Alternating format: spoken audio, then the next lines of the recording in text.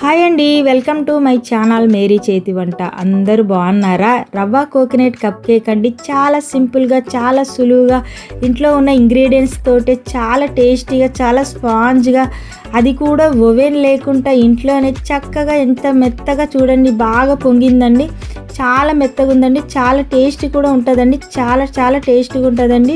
ఒక్కసారి ఇది ట్రై చేయండి. ఏమీ లేదండి, 3 ఇంగ్రీడియంట్స్ ఉంటే చాలండి.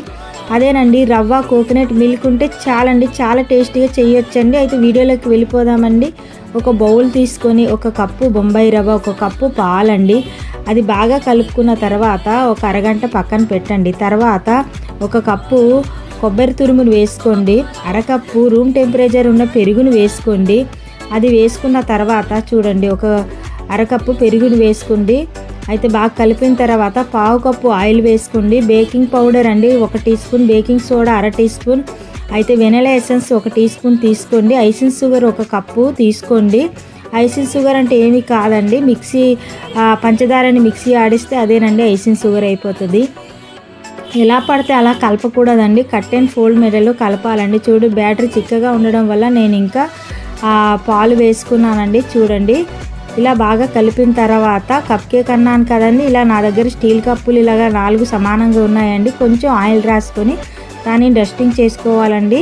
అయితే గోధుమ పిండితో డస్టింగ్ చేసుకుంటున్నానండి. చూడండి, అయితే ఇలా చేసుకున్న తర్వాత ఇవన్నిటికీ ఇలా చేసుకోవాలండి. చేసుకున్న తర్వాత బ్యాటరు కొంచెం కొంచెం పోసుకోవాలండి, నిండుగా పోసుకోకూడదు.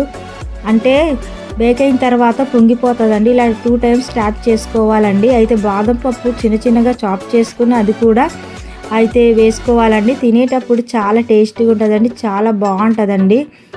అయితే ప్రీ హీట్ చేసుకోవాలండి ముందుగానండి.